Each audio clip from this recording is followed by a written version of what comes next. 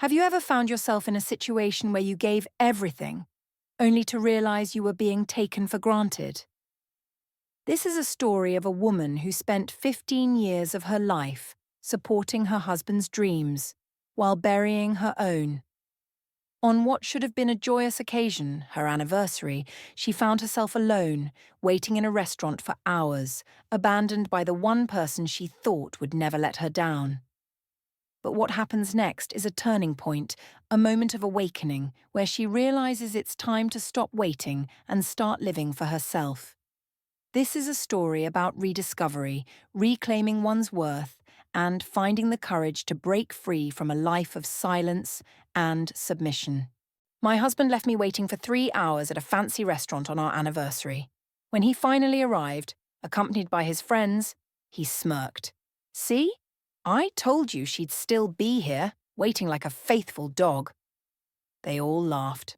I smiled, ordered another drink, then slipped out. His 78 missed calls began when he realized I'd booked a first-class flight to Paris using his credit card. I checked my watch again. 8:47 p.m. 3 hours and 17 minutes of sitting alone at this table, nursing the same glass of wine that had long since gone warm.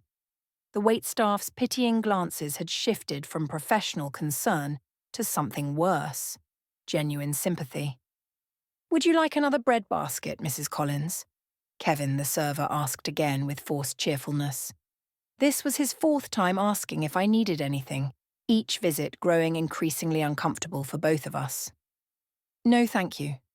I'm sure my husband will be here any minute," I said automatically, repeating the same script I had all evening. My fingers smoothed the front of my navy blue dress, the one I'd spent 2 hours picking out this morning. Mark had once said blue made me look almost elegant, which was as close to a compliment as I'd received in years. My phone buzzed again. I expected another text from Mark with an excuse, but instead it was Lisa, my college roommate. "How's the anniversary dinner going? 15 years. That's something to celebrate." I set my phone face down without replying. What could I say? Still sitting alone while strangers watched me like I was a tragic exhibit? The reservation had been for 5:30 p.m. Bistro Nouveau wasn't the fanciest place in town, but for us, for me, it was special. Located in a renovated brick building downtown, it offered just enough sophistication to feel like a celebration without the pretentiousness Mark preferred for his business dinners. Before I continue this journey of self-discovery, I want to connect with you.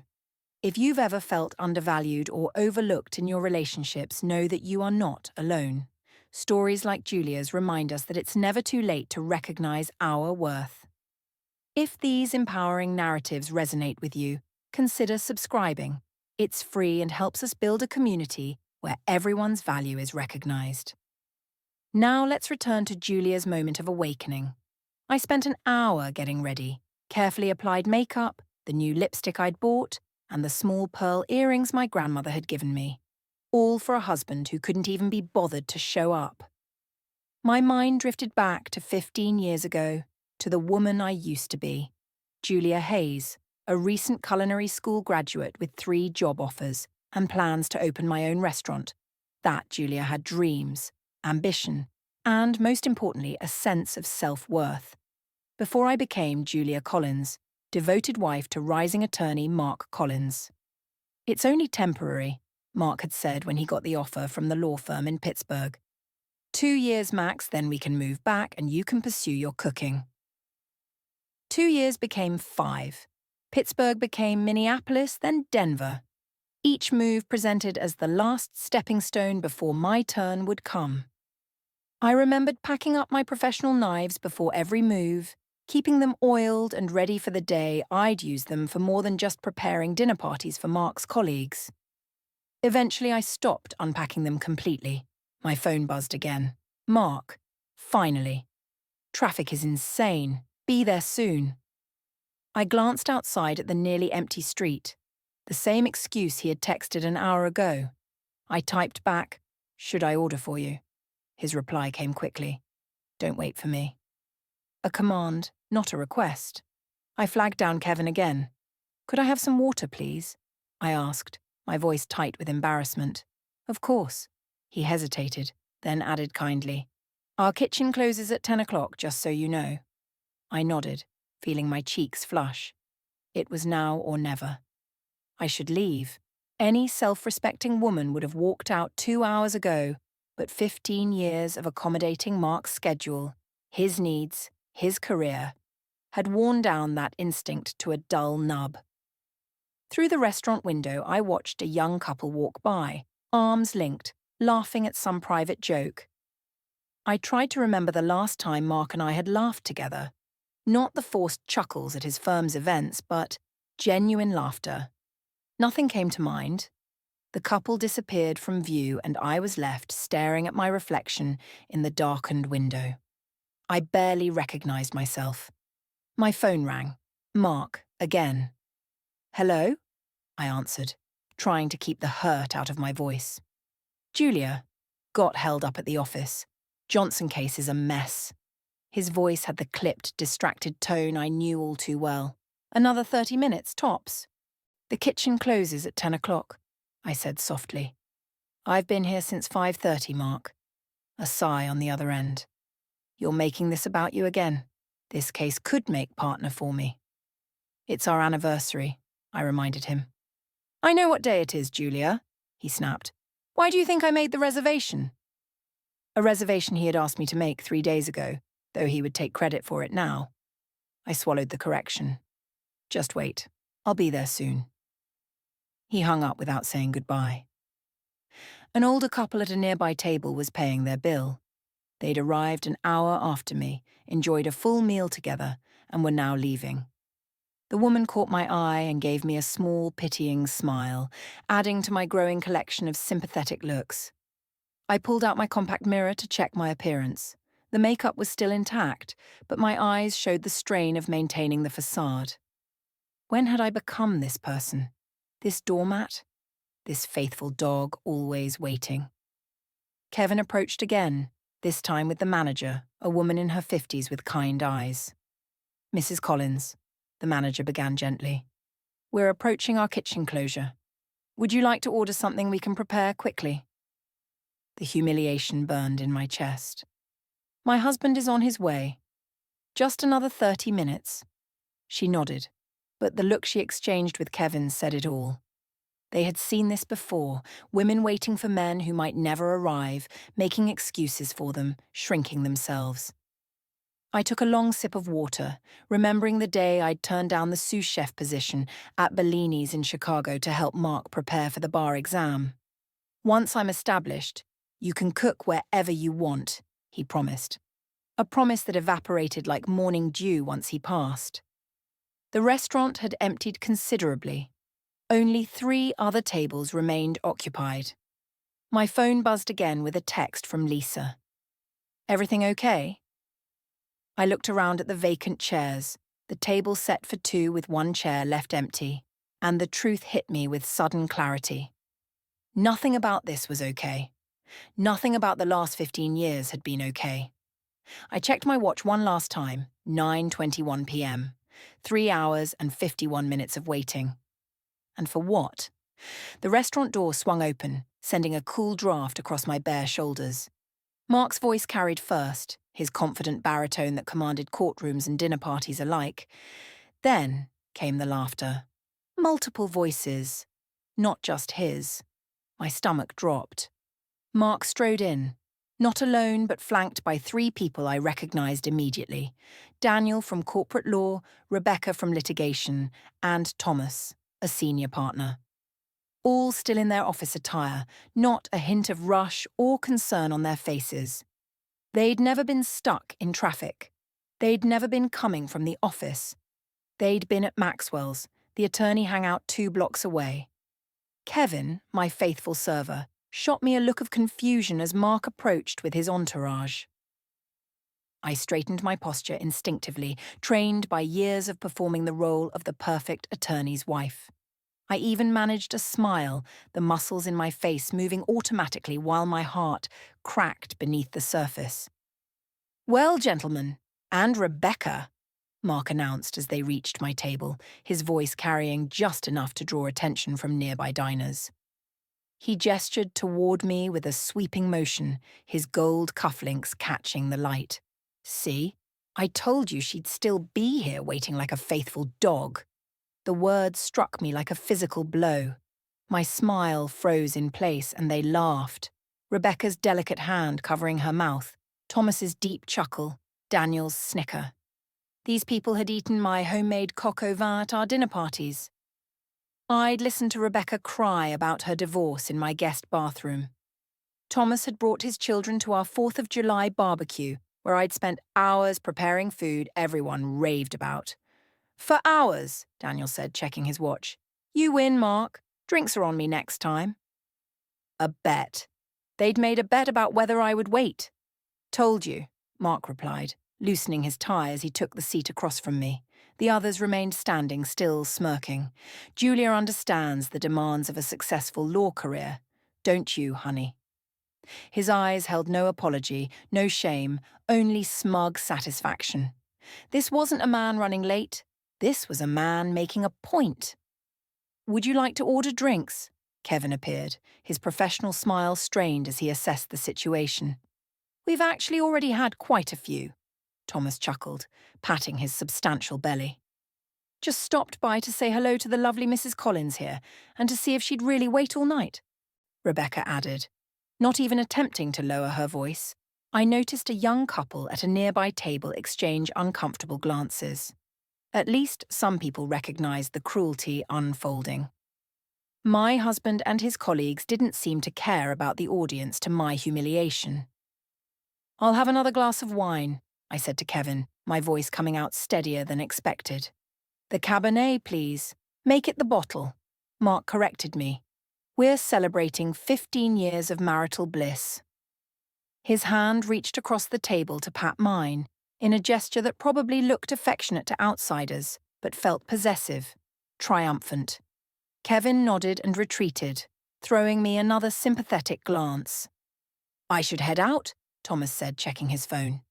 "Cynthia's waiting. Congratulations on the anniversary, you two, Mark. See you at the Johnson deposition tomorrow."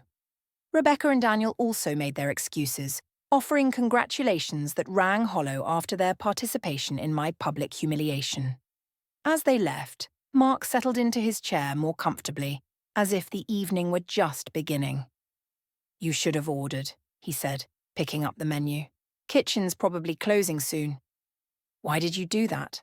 I asked quietly. "Do what?" His eyes didn't leave the menu. "Bring your colleagues here. Make a bet about whether I'd wait." He looked up, mild annoyance crossing his features. "It was just a joke, Julia. Don't be so sensitive. Besides, it's good for them to see what a supportive wife I have. Thomas's wife would have left after 30 minutes. He said this as if I should feel proud. Kevin returned with the wine and took Mark's order with professional detachment. When he turned to me, I simply said, "Nothing for me, thank you." "You're not eating," Mark frowned. "I've lost my appetite," I said quietly. 4 hours of anxiety and humiliation had ensured that. "Suit yourself," he shrugged, turning his attention to his phone. I watched him, this man I'd given 15 years to, and felt something shift inside me. The restaurant's ambient noise seemed to fade as clarity washed over me. I wasn't angry. I was awake. "I need to use the restroom," I said, rising from my seat. Mark barely glanced up, already absorbed in his emails. In the privacy of the bathroom, a single stall, I leaned against the door and took my first deep breath in hours. My reflection in the mirror showed a woman I barely recognized, poised, put together, and completely hollow. I pulled out my phone and opened the rideshare app. My fingers moved with newfound determination. A car could be there in 3 minutes. Next, I checked my banking app. Our joint account showed Mark's recent bar tab at Maxwell's, $147.82 for office drinks. My separate credit card was linked to his premium account, the one he'd insisted I keep for emergencies. I'd rarely used it. With trembling fingers, I pulled up the airline app. One first-class ticket to Paris was available on the midnight flight. The cost made me hesitate for only a moment before I pressed confirm. I thought of the small box of professional chef knives still packed from our last move. The culinary dreams I deferred. The restaurants in Paris I'd read about in stolen moments, imagining flavors I longed to experience.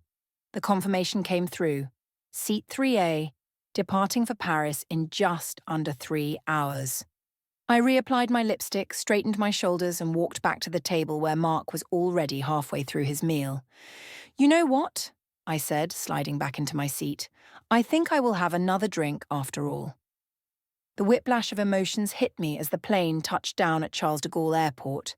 Exhaustion from the overnight flight battled with adrenaline. I'd done it. I'd actually left. I'd switched my phone to airplane mode after the 20th call from Mark, and now it buzzed incessantly, messages flooding in, 47 missed calls, 78 text messages. I scrolled through them, watching the progression from confusion to anger to panic. "Where are you? Answer your phone now. The credit card company called about fraud. What did you do, Julia? This isn't funny anymore. Your parents are worried sick. I had to call them. Please just let me know you're safe. I'm sorry about last night. It was just a joke. Whatever point you're trying to make, you've made it. Come home. I've called the police." The last one gave me pause. Would the police actually look for me? I was an adult who had chosen to travel. I wasn't missing. I was leaving. I sent one text to my sister, Claire. "I'm safe. We'll explain later. Don't worry. Please don't tell Mark anything." Then powered off my phone completely. Stepping outside the airport into the crisp Parisian morning, I felt both terrified and strangely free. I had only my hastily packed carry-on, a change of clothes, basic toiletries, my passport, and wallet. No plan beyond escape. The taxi driver spoke little English, but hotel was universal enough. "Somewhere not too expensive," I added, unsure if he understood. He nodded and pulled away from the curb. Through the window, Paris unfolded, not the postcard version, but the real breathing city waking up for the day. Street sweepers cleared sidewalks, bakers carried trays, and early commuters hurried to the metros. We arrived at a narrow street in what I'd later learn was the 11th arrondissement. The hotel cuisine was small, its blue awning faded but charming. Not a tourist trap, but a place where actual Parisians might recommend to visiting friends. "Bonjour?" I attempted at the front desk, my French pronunciation embarrassingly American. "Good morning," replied the concierge in perfect English, his smile warm. "Welcome to Hotel Cuisine. Do you have a reservation?" I shook my head. "I'm sorry, no, it was a spontaneous trip." Something in my expression must have communicated more than my words as he nodded thoughtfully. "We do have a single room available, 3-night minimum. Will that work for you, Mrs. I stopped myself. Julia Hayes. My maiden name felt foreign on my tongue after 15 years. The concierge, Michael, according to his nameplate, was American. Originally from Boston. He'd moved to Paris 12 years ago for love and stayed for the food.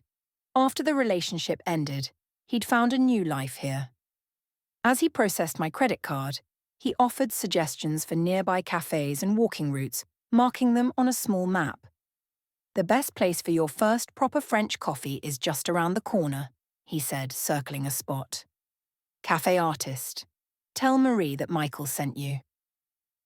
The room was tiny but immaculate. A single bed, a small writing desk, and a window overlooking a courtyard where herbs grew in neat rows. I showered away the flight, changed clothes, and ventured out before I could second-guess myself. Café Artist was buzzing with morning activity. I ordered an un café, Herve Plats, and took a small table by the window, watching Parisians go about their Wednesday morning. The coffee arrived, dark and perfect, alongside a tiny pastry I hadn't ordered. "Compliments of the house for new faces," explained the server in accented English. I bit into the pastry, buttery layers giving way to almond cream, and nearly cried at the perfection. This was why I'd once wanted to cook professionally, to create moments like this. Julia? Julia Hayes? I turned to find a woman staring at me in disbelief, blonde bob, sharp cheekbones, chef's pants beneath a leather jacket. Elise. I barely recognized my culinary school classmate under her newer, sophisticated appearance. Gone was the girl with wild curls and a perpetually stained apron. Elise Martino. It's Elise Durant now, she said, embracing me European style with kisses on both cheeks. What are you doing in Paris? Last I heard, you were married to some hotshot lawyer in Denver. This is complicated, I managed. Are you working here in Paris? Sous chef at Ambrose, just down the street. She named a restaurant I'd read about in culinary magazines. Been here 6 years now, but you? I thought you gave up cooking when you got married. I did. Elise slid into the chair across from me. Such a waste. You were the most talented in our class. Her eyes narrowed. I never understood why you turned down that position at Rendezvous in Chicago. That was your dream job. I blinked. I never got an offer from Rendezvous. Elise's expression shifted from confusion to concern. Yes, you did. Chef Martin told me himself. He offered you the sous chef position. He was shocked when you declined. I never declined anything, I replied, my hands tightening around my coffee cup. Because I never got an offer. Chef Martin called you about me, I asked. He called several of us. He was putting together his dream team and wanted recommendations. I told him you were the best choice. He paused, studying my face. Julia, he said, your husband called back to decline for you. Said you decided to focus on family. The word family sliced through me. We tried for children early in our marriage, facing disappointment after disappointment, until Mark declared it wasn't meant to be and threw himself even more into his career. That's impossible, I whispered. But even as I said it, I knew it was exactly what Mark would do. There were other inquiries about you too, Elise continued carefully. Over the years, your name would come up, and then suddenly the interest would disappear. A cold realization spread through me. How many opportunities had been intercepted? How many paths redirected without my knowledge? I need to use your phone, I said suddenly. Please. Elise handed me her phone without hesitation. I typed in a name I hadn't searched in years. Chef Anton Beaumont, my culinary instructor, mentor, and the man who had once told me I had hands that understood food. His website appeared immediately, displaying upcoming events. My heart nearly stopped when I saw it. Classic French Techniques Workshop, Paris, April 15th to 20th. That was tomorrow. Elise, do you know if Chef Beaumont's workshop still has openings? She smiled. He's an old friend. I'm assisting with the workshop. I can get you in. 24 hours later, I stood in a professional kitchen at Le Cordon Bleu, chopping shallots with practiced precision as Chef Beaumont circulated among the 12 participants. He had embraced me with genuine delight when Elise introduced us, not a hint of judgment in his eyes when I explained my extended absence from professional cooking. The hands remember what the mind forgets, he said, watching me work. Your technique is still beautiful, Julia. Over lunch break, Elise introduced me to Martin Fournier, a food writer for Siva's digital division, and Philippe Renaud, who owned 3 bistros in Paris. They asked questions about American food trends, genuinely interested in my perspective, despite my years away from the industry. You have a distinctive way of describing flavor, Martin noted after I explained a dish. Very precise, very evocative. Do you write about food? I shook my head. Not professionally. You should. She handed me her card. Send me something this evening. I finally called my sister from the hotel phone. Claire answered on the first ring, her voice tense. Julia, is that you? It's me. I'm in Paris. A long pause. Paris, what happened? Mark's been calling everyone. He says you're having some kind of breakdown. Did you believe him? Another pause. No, but I didn't know what to believe. You just disappeared. I told her everything: the anniversary dinner, the humiliation, Elise's revelation about the job offers. Claire's breath caught when I mentioned Chicago. "You know what's crazy?" she said. "We all saw it. The way he isolated you, criticized you, controlled everything. Even Mom noticed how you stopped talking about cooking after you got married." "Why didn't anyone say anything?" I asked. "We tried, Jewel. Remember when I visited last year and suggested you take that community college cooking class? Mark spent the entire dinner explaining why it was a waste of time. After that, Mom and I talked about staging an intervention, but we were afraid you'd choose him. He had you so convinced that his way was the only way." I closed my eyes, remembering how defensive I'd been whenever anyone questioned Mark's decisions. "What are you going to do now?" Claire asked. "I don't know, but I'm not coming back. Not yet." "Good," she said firmly. "Stay away until you remember who you are." The next day, Elise offered me a temporary position helping prep at the bistro where she worked. "Nothing fancy," she cautioned, "mostly chopping vegetables and making basic sauces, but it's a start." It was more than just a start. It was a resurrection. With each precisely diced carrot and each perfectly executed sauce, I felt pieces of myself returning: the heat of the kitchen, the synchronized dance of the staff, the satisfaction of sending out beautiful food. These were the things I had surrendered. In the evenings, I started writing in a notebook Michael had given me. Not just recipes, but stories about food, about Paris, about rediscovery. I created an anonymous blog, The Runaway Chef, documenting my culinary reawakening. A week into my stay, Michael knocked on my door, his expression troubled. "There's a man asking about you at the front desk. An American, says he's your husband." My blood froze. "Mark's here." "I didn't confirm you were staying here," Michael assured me. "Hotel policy, but he left his number. Said to tell you your parents are very worried and that there are financial matters that need immediate attention." That night, my sister called the hotel. "Mark showed up at Mom and Dad's yesterday," she reported. "Told them you've had some kind of psychotic break, that you've emptied accounts and maxed out credit cards. Dad almost believed him until I showed them your texts." "Are they okay?"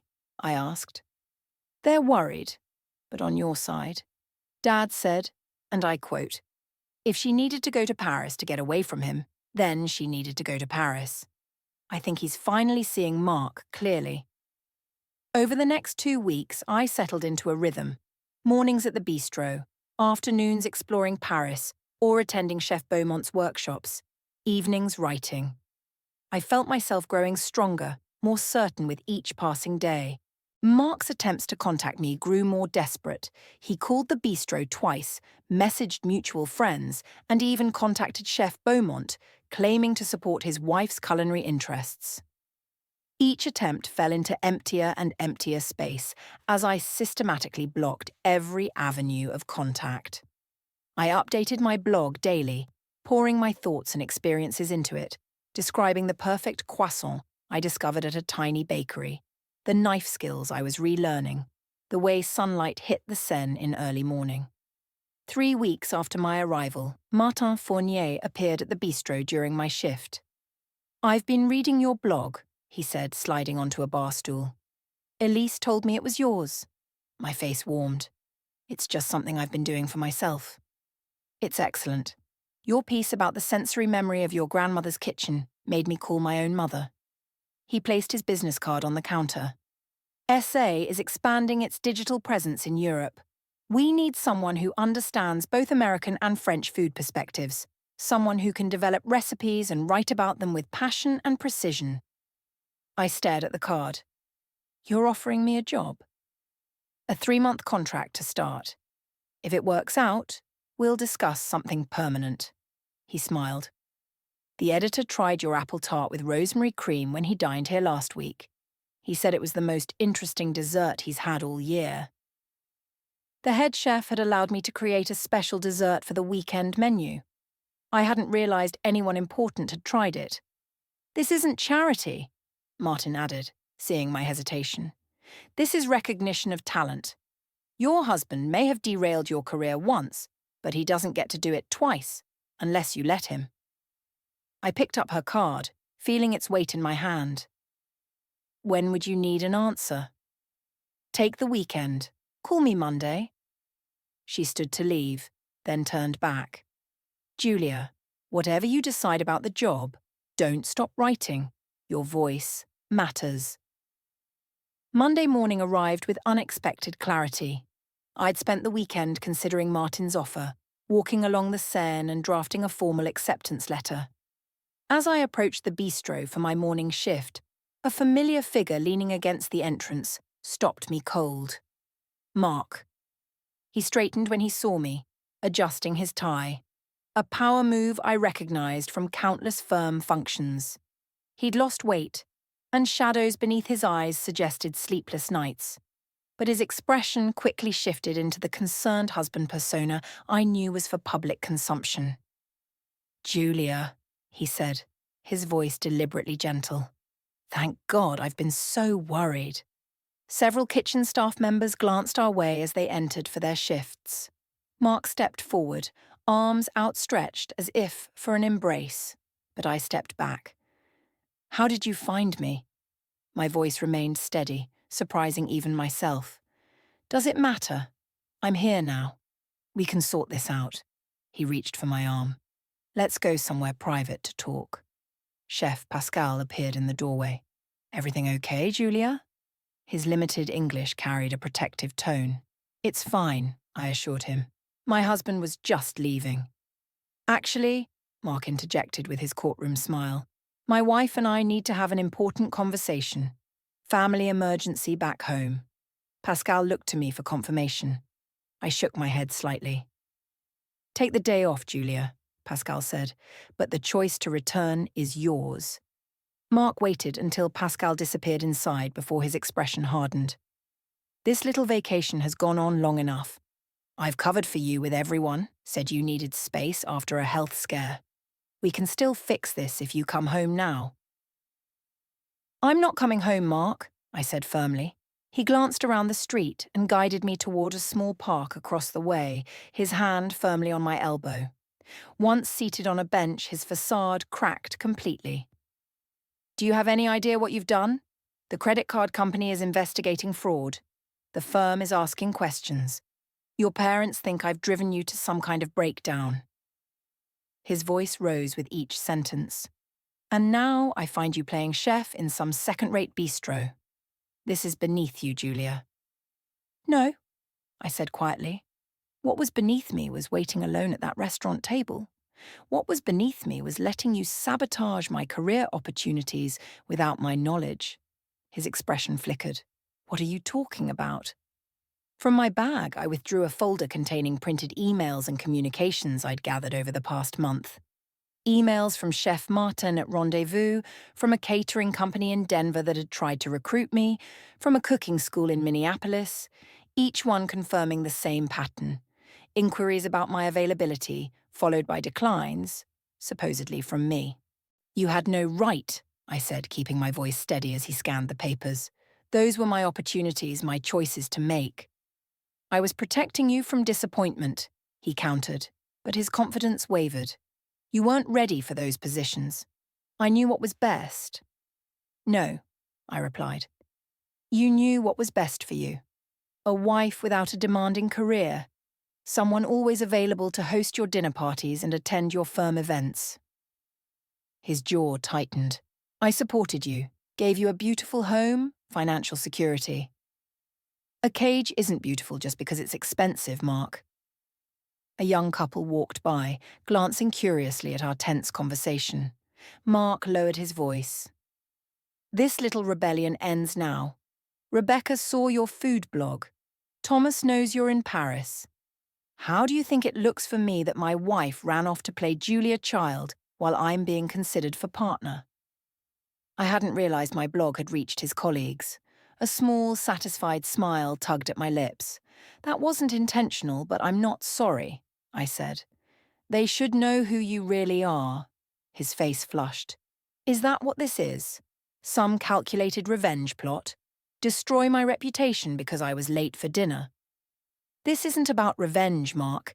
It's about reclaiming my life. I've been offered a position with Siva magazine. I'm taking it. A food magazine? He scoffed. That's hardly a career. What about our life together? Our home? I've spoken with a lawyer. The divorce papers will arrive next week. I hadn't actually done this yet, but the shock on his face was worth the premature announcement. You can't be serious, panic edged into his voice. We can work through this. Couples therapy, a fresh start somewhere new, like Chicago.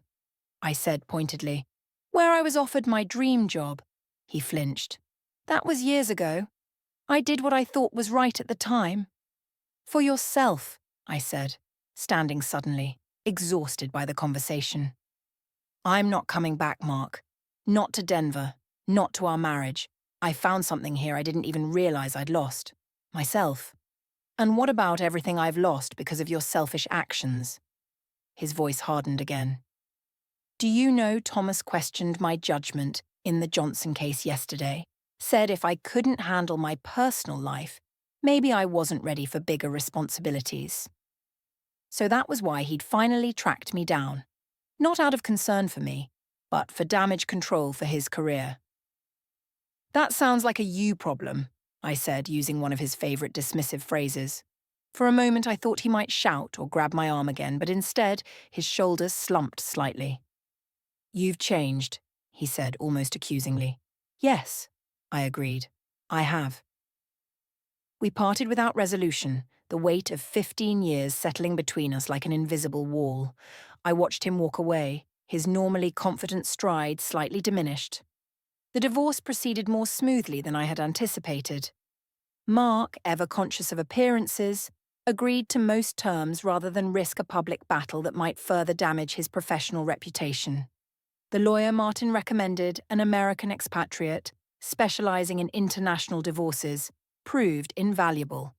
I accepted the position with Siva, starting a new chapter that connected my rediscovered passion with unexpected opportunities.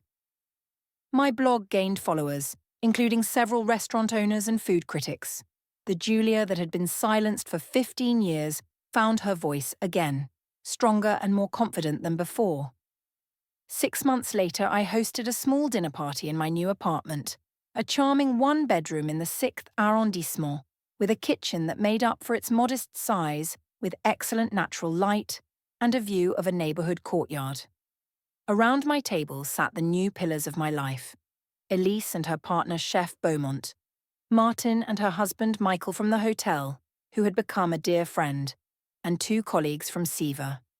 I served a menu that celebrated my journey, appetizers inspired by my culinary school days, a main course that honored traditional French techniques while incorporating American flavors, and for dessert, the apple tart with rosemary cream that had changed my trajectory.